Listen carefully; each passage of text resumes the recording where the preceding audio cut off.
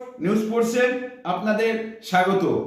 আজকে সিএফএল এর ডায়মন্ড হারবার এফসির সঙ্গে ইস্টবেঙ্গলের সুপার সিক্সের যে গুরুত্বপূর্ণ খেলা ছিল, সেই খেলায় ইস্টবেঙ্গল কিন্তু ডায়মন্ড হারবার এফসিকে 3-1 গোলে উড়িয়ে দিয়েছে।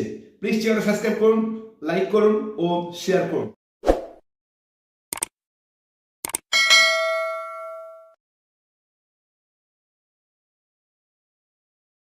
গত বছর ইস্টবেঙ্গল কিন্তু লিগ চ্যাম্পিয়ন হওয়ার দিকে এগিয়ে আছে, কারণ ডায়মন্ড হারবার এফসি কিন্তু একটা কেস করেছে হাইকোর্টে।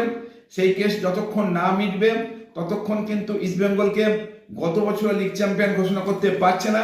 কিন্তু এবছরে কিন্তু ডায়মন্ড হারবার এফসির সঙ্গে ইস্টবেঙ্গলের সুপার সিক্সের আজকে যে খেলা ছিল, সেই খেলায় কিন্তু ইস্টবেঙ্গল ডায়মন্ড হারবার এফসিকে 3-1 গোলে হারিয়ে দিয়েছে।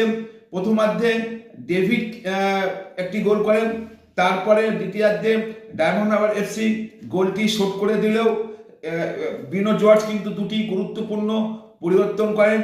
জেসিনটিকে কিন্তু অনেকদিন খেলতে পারেনি উইন্ডেদের জন্য, সেই জেসিনটিকে নামান আর গুইটিকে নামান। এরপরে খেলা কিন্তু একদম ইস্টবেঙ্গলে ফরে চলে আসে। দ্বিতীয়ার্ধে সায়ন ব্যানার্জির একটি দুর্দান্ত পাস থেকে জেসিনটিকে সেকেন্ড গোলটি করে।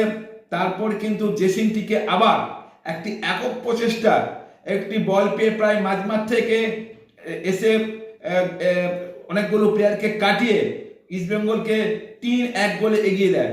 এরপরে কিন্তু জেসিনটিকে আরো গোলের সুযোগ পেয়েছিল, 3-1 গোলে ডায়মন্ড হারবারকে হারিয়ে দিয়েছে। প্লিজ চ্যানেল সাবস্ক্রাইব করুন, লাইক করুন ও শেয়ার করুন।